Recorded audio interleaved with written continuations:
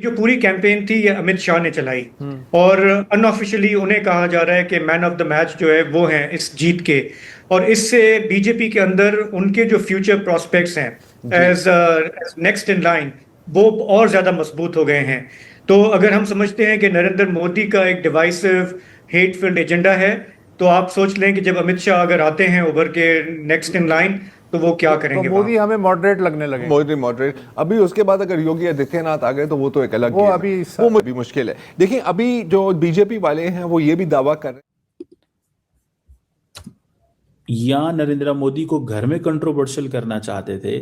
Some how Narendra Modi has survived all that. और वो कैसे सर्वाइव किया है, उसकी वजह है कि जो खवातीन को जो इन्होंने चीज़ें सपोर्ट दे रहे हैं, और जितनी हमें पता है खवातीन की। जय हिंद। स्वागत है दोस्तों आपका हमारे चैनल पर एक और लेटेस्ट वीडियो में। तो दोस्तों काफ़ी लंबे टाइम से हमारे चैनल पर वीडियो अपलोड नहीं कर पा रहे थे। अब आपको हमारे चैनल पर रेगुलर पाकिस्तानी मीडिया की एक से एक बढ़िया वीडियो देखने को मिलेगी और हमारी ज़्यादातर कोशिश ये रहेगी कि पाकिस्तान के मेन स्ट्रीम मीडिया की वीडियो लेकर आएँ। आपको पता ही है दोस्तों, भारत को लेकर पाकिस्तानी मीडिया किस तरह आए दिन अलूल फजूल की झूठ बोलता ही रहता है।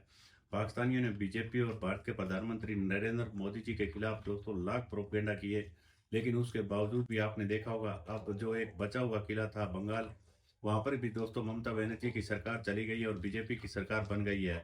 इसको लेकर पाकिस्तानी देख के दोस्तों अब किस तरह से ये बिल्कुल खून के आंसू बहा रहे हैं और कह रहे हैं कि आगे आने वाले 2029 में भी बीजेपी की सरकार भारत में एक बार फिर से बनेगी। और उसको लेकर भी पाकिस्तानी मीडिया दोस्तों अभी से किस तरह से सहमा हुआ नजर आ रहा है। और खासकर अमित शाह के बारे में देखिए दोस्तों, पाकिस्तानी मीडिया किस तरह की प्रतिक्रिया आ रही है। चलिए हम आपको इस वीडियो में दिखाते हैं। तो वीडियो को लाइक जरूर कर दीजिएगा, अगर वीडियो पसंद आए तो हाइप भी कीजिएगा, कमेंट जरूर कीजिएगा ताकि दोस्तों हमारी वीडियो ज़्यादा से ज़्यादा लोगों तक पहुंच सके। चलिए करते हैं वीडियो स्टार्ट। है सर कि मोबिलाइजेशन का लेवल क्या था और वो भी फिर मजहबी कार्ड की बुनियाद पे की गई। मजहबी कार्ड ममता बनर्जी की शिकस्त से जाहिर है कि बीजेपी मुखालिफ जो इत्तेहाद है इंडिया अलायंस वो मज़ीद कमज़ोर होगा। इस इत्तेहाद ने लोकसभा के गुज़िश्ता इंतखाबात में मोदी को आइन में मनपसंद तरमीम के लिए 2/3 अक्सरियत हासिल करने नहीं दी थी, लेकिन अगले इलेक्शन में क्या होगा हम नहीं जानते। यार 2016 में मेरा ख्याल है कि 10 से कम सीटें थी या 10 से 15 सीटें थी। आप ट्रैजेक्टरी देखें। यस। अच्छा, दो बातें हैं। इससे पहले के एक्चुअल इलेक्शन पर बात करें, मैं चाहूँगा वसत कि आप पाकिस्तान के 25 करोड़ अवाम और शाहजेब के सामने बताएं कि पिछले हफ्ते मैंने क्या कहा था। मैंने कहा था कि जीतेंगे। हाँ जीतेंगे, ये जरा मैंने कहा था ये। हाँ। ओके। बेस बगैर मुताला किए तुक्का मारा था मैंने। वो तुक्का मारा था। वो एक लहर आई थी कि सामने लिखा हुआ था, तो बाबा जी ने कहा, बाबा जरार ने कि जी ये जीत जाएंगे। आप कह रहे थे हार जाएंगे। ओके। आपसे मैं सट्टे के नंबर। अच्छा, दूसरी बात नहीं, वो अनफॉर्चुनेटली उसमें नहीं चलता ये। पॉली मार्केट पे मैं पैसे हार जाता। अच्छा। अब अगेन देखें, एक और चीज प्रूव होती है। माना कि कभी कोई एक फैक्टर नहीं होता, हम मानते हैं, राइट। आपने जैसे जिक्र किया वो वोटरों को वोटर लिस्ट से खारिज करना। अच्छा, फिर एक होती है एंटी इनकम्बेंसी कि आप 15 सालों से बैठे हुए हैं, शक्ल आपकी हम तंग आ गए हैं आपसे, आपकी वही बातें हैं जो 15 साल पहले होती थी। ये दो फैक्टर हैं। लेकिन आई थिंक कि बहुत बड़ा factor, if not the main factor, is जो इनकी जो पोलराइजेशन की कैंपेन्स होती हैं बीजेपी की ना, वो हमेशा से उनकी एक ही ये होती है कि यार अगर हमने हिंदू वोट को कंसोलिडेट कर दिया, हमें और किसी चीज की जरूरत ही नहीं है। और ये एक कामयाब स्ट्रेटजी रही है। आप इखलाकी तौर पर इख्तिलाफ कर सकते हैं, लेकिन electorally it is successful, it works, right. अब अभी आप भी ये देख रहे थे, अल जजीरा में एक बहुत अच्छा एनालिसिस है इसके ऊपर, और वहाँ से वो जो वोटर्स हैं उनकी बाकायदा उनसे बात भी हुई है। तो जैसे कि एक दास साहिबा हैं और वो कहती हैं कि जी हमने हमेशा ये टीएमसी तृणमूल कांग्रेस ममता बनर्जी की पार्टी को हमने वोट दिया है, लेकिन इस बार मेरी सास ने मुझे कन्विंस किया कि जी दीदी जो है ना वो तो मुसलमानों के साथ है। तो दिस इज इनफ। वो फिल्टर डाउन। हाँ, कि आप 15 सालों की अपनी एक जो भी आपकी एक नजरिया रहा है उसको आप कहें कि यार सही है, यार ऐसा ही हो रहा है। और ये एक नहीं कई लोग बोल रहे हैं। अब एक इंटरेस्टिंग बात ये भी है कि पोलराइजेशन, अब यहाँ पर एक नीलंजन सरकार हैं जो दिल्ली में रिसर्च करते हैं और कहते हैं पोलराइजेशन ज़्यादा शहरी इलाकों में आपको पाई जाती है, मुसलमान आबादी जो है वो दही इलाकों में है। और ये जो एक मिथ थी कि क्योंकि वो कभी नहीं आप जीत पाएंगे इस पॉपुलेशन की वजह से, वो मिथ शैटर हो गया। अब यहाँ से यार मेरी नज़र में कम से कम साबित होता है the power of propaganda. You know, हम जब देखते हैं ना कि जैसे कोई धुरंधर टाइप मूवी बनी है या कि कोई भी तारीखी मूवी बनी है तो उसमें मुसलमान बुरे हैं, हिंदू अच्छे हैं। आई मीन ये तो अब हर बॉलीवुड, हर एंटरटेनमेंट के अंदर ये इंसर्ट किया जाता है ना, एक जहर के टीके की तरह। मेन स्ट्रीम मीडिया दिन रात लगी रहती है और जब हम देखते हैं और कोई अजीब और गरीब ट्वीट आता है, क्लिप आता है कि थूक जहाज चल रहा है, ये जहाज चल रहा है, हम हंसते हैं। तो अचानक आहिस्ता आहिस्ता मैं यकीन करने लगूंगा। आप यकीन कर, मैं रेसिपिएंट जो आप इट विल फिल्टर इन। और लोगों के फिल्टर होते नहीं है यार। अगर वो एक बंदा कह रहा है कि यार देखो तुम्हें अगर इस वक्त नौकरी नहीं मिल रही या तुम्हारे से कोई शादी नहीं कर रहा, ये तुम्हारी गलती नहीं है, ये इनकी गलती। शाहजेब, आपकी क्या टिप्पणी है? देखिए, मगरबी बंगाल जो में बीजेपी का दाखिल हो जाना एक बहुत बड़ी उनकी फतेह है। ये जो है एक रियासत है, लेकिन आप अगर इसकी अहमियत देखें आबादी के हिसाब से ये जर्मनी से ज़्यादा बड़ी है जी। तो जर्मनी यूरोप का अगर 9 करोड़ इकोनॉमिक तो हाँ, तो एक तो ये इसकी सिग्निफिकेंस है। दूसरा मैं ये देख रहा था कि जो फैक्टर्स आपने बात की है, जैसे ज़रार भी कह रहे हैं कि ठीक है, नफरत का जो चूरन है वो बिकता है। यहाँ पे बहुत टाइम लगा इसको आने में, लेकिन एक तरीके से ये आ भी गया। उसमें ये फैक्टर भी है कि तृणमूल कांग्रेस, ममता बनर्जी के ऊपर करप्शन के इल्ज़ाम, गवर्नेंस के सवालात, दूसरा जो उनका सेफ्टी नेट वो देते हैं लोगों को, बीजेपी ने उससे कहीं ज्यादा ऑफर किया। और बीजेपी का अपना ये कहना है, जाहिर है वो तो ये नहीं कहते कि हम हिंदू मेजोरिटेरियन को अपनी तरफ अट्रैक्ट करें, वो कहते हैं हमारा इकोनॉमिक एजेंडा है, लोग हमारी तरफ आ रहे हैं तो हमारी इकोनॉमिक पॉलिसीज की वजह से आ रहे हैं। और जो नेशनल लेवल पे अगर आप इंतखाबी नक्शा देख लें भारत का, तो मेरे ख्याल से सिवाय झारखंड के आपको मगरिब से लेके मशरिक तक अब आपको सैफरॉन नजर आएगा। बिल्कुल। अच्छा देखिए, साउथ इंडिया में कुछ अलग सा है। एक जो इम्पोर्टेंट चीज है जो अब हमें देखनी होगी गोइंग फॉरवर्ड, कि ये जो पूरी कैंपेन थी ये अमित शाह ने चलाई और अनऑफिशियली उन्हें कहा जा रहा है कि मैन ऑफ द मैच जो है वो हैं इस जीत के। और इससे बीजेपी के अंदर उनके जो फ्यूचर प्रोस्पेक्ट्स हैं एज नेक्स्ट इन लाइन वो और ज्यादा मजबूत हो गए हैं।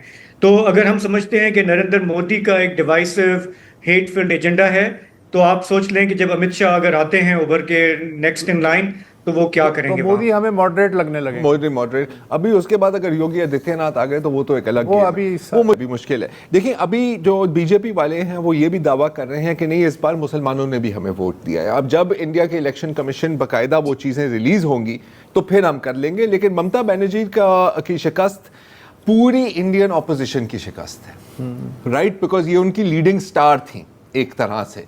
तो मेरा तो ख्याल है कि अभी अगली कई दिहाइयों तक इन्होंने ही रहना है। चले ठीक, देखते हैं, वक्फा ले लें। हम अब इस पोजीशन में हैं कि हम अपने आप को एक्सपैंड करेंगे, अपनी पोजीशन जो है उसको तगड़ा करेंगे। तो पाकिस्तान को एक चीज़ को समझ लेना चाहिए कि इंडिया के साथ जो हमारी जंग है वो वहीं से शुरू होनी है जहां पे ख़त्म हुई थी।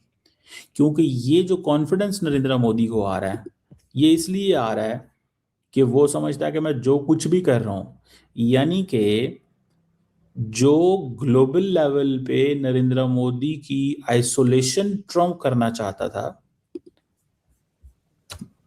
या नरेंद्र मोदी को घर में कंट्रोवर्शियल करना चाहते थे, somehow Narendra Modi has survived all that. और वो कैसे सर्वाइव किया है, उसकी वजह है कि जो ख़वातीन को जो इन्होंने चीज़ें सपोर्ट दे रहे हैं, और जितनी हमें पता है ख़वातीन की जो लिटरेसी रेट है उसके भी हमें अंदाज़ा है, ख़ास तौर पे इन इलाकों के अंदर, ये वेस्ट बंगाल है, साम है, यहाँ पे मैं ये समझता हूँ कि जैसे मैंने कहा भारत और पाकिस्तान की जो जंग है वो एमिनेंट है, और नरेंद्र मोदी क्या कहता है कि this is a new normal. It means कि ये जो न्यू नॉर्मल है इसको a large section of Indians accept कर रहे हैं। अब वो जिसे कहते हैं ना हवा बन जानी, मोदी की बेसिकली हवा बन गई है, एक बन चुका हुआ है। ठीक है जी। लेकिन पाकिस्तान के अंदर अब बड़ी चीज़ें क्लियर हो गई हैं। पाकिस्तान ये समझता है कि हमने अब नरेंद्र मोदी को ये अलाउ नहीं करने देना कि वो जो मर्जी कर ले। पाकिस्तान ये कहता है कि हम अब हर कीमत के ऊपर at every cost we are going to give a tough time to Narendra Modi. और अब हर कीमत के ऊपर एट एवरी कॉस्ट हम इंडिया के इकोनॉमिक इंटरेस्ट को हिट करेंगे, इंडिया के इकोनॉमिक इंटरेस्ट को हिट करेंगे। So that is significant. So ये जो नरेंद्र मोदी की कॉन्फिडेंस है, इस कॉन्फिडेंस को अगर आप स्टडी करेंगे तो ये आपको पता चलेगा कि ये एक तो उन्होंने लंबे चौड़े इन्वेस्टमेंट की है अवाम के अंदर, मीडिया के ऊपर, आइडेंटिटी कार्ड अच्छा खेला है, रिलीजन कार्ड अच्छा खेला है कि ममता बनर्जी को भी फारिग होना पड़ा। अब वो समझते हैं कि जो बंगाल हम जीते हैं, अच्छा मुझे ये बताएं, अगर बंगाल जीत गए हैं तो कांग्रेस कहाँ खड़ी होती है? कांग्रेस का तो कोई हाल नहीं है। केरला के अंदर फॉर एग्जांपल जो साउथ में चले जाए, जो Congress led United Democratic Front है, उसने हराया था लेफ्ट डेमोक्रेटिक फ्रंट को। अब मुझे ये लगता है कि looking at what's going on, ठीक है जी, कहीं अगर साउथ के अंदर अगर वहां पे भी बीजेपी चली गई, देखें कांग्रेस तो ऐसे लग रहा है कि खत्म होती जा रही है यार। Incumbency factor is not what is hurting Narendra Modi. Incumbency factor Narendra Modi को हर्ट नहीं कर रहा। That is so simple. Incumbency factor Narendra Modi को हर्ट नहीं कर रहा।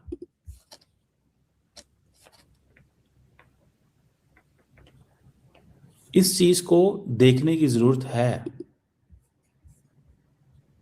ये क्यों नहीं हर्ट कर रहा, दैट्स अ क्वेश्चन। और ये चीज़ जो है वो उसको नरेंद्र मोदी को कॉन्फिडेंस देती है कि अगर मैं पाकिस्तान पे हमला किया, पाकिस्तान ने आगे से हमारे जहाज़ गिराए हैं, फिर भी मैं पॉपुलर हूँ। अवाम जो है उसको, मुझे लगता है कि he wins basically the entire, वो नैरेटिव जो है ना, वो स्टोरी उनको बनानी आती है। They are winning the story, वो स्टोरी जीत बना रहे हैं, वो स्टोरी कर रहे हैं,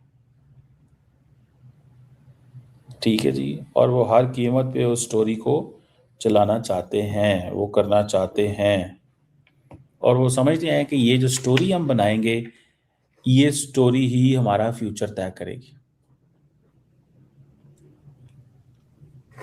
एक तरफ अगर आप देखें उनको, तो मैक्रो इकोनॉमिक स्टेबिलिटी की वो बातें कर रहे हैं कि जी हमारे मैक्रो इकोनॉमिक जो फिगर्स हैं वो बड़े तगड़े हैं, ठीक है जी, मैक्रो इकोनॉमिक फिगर्स बड़े तगड़े हैं।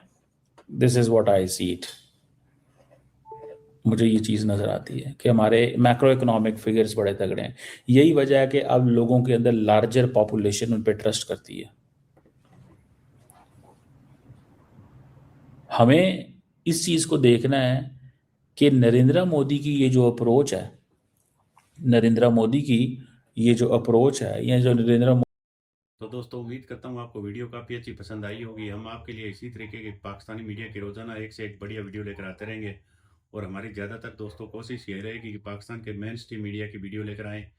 अब जो दोस्तों जिस तरह से कुछ स्टेट में चुनाव थे और जिस तरह के नतीजे अब देखने को मिले हैं, उसको लेकर पाकिस्तानी मीडिया का अगले 2-3 दिनों तक काफ़ी सारा रिएक्शन आने वाला है। तो हम आपके लिए एक से एक बढ़िया वीडियो लेकर आने की कोशिश करेंगे। और जो इंडस वाटर ट्रीटी का दोस्तों बंद करने के बाद अब भारत ने, आपको पता ही है दोस्तों, उसके बाद पहला ये गर्मी का सीजन है, इसमें अब पाकिस्तानियों को दोस्तों उसके नतीजे देखने को मिल रहे हैं, और उसको लेकर भी पाकिस्तानी मीडिया काफ़ी बुरी तरीके से बिलबिला रहा है।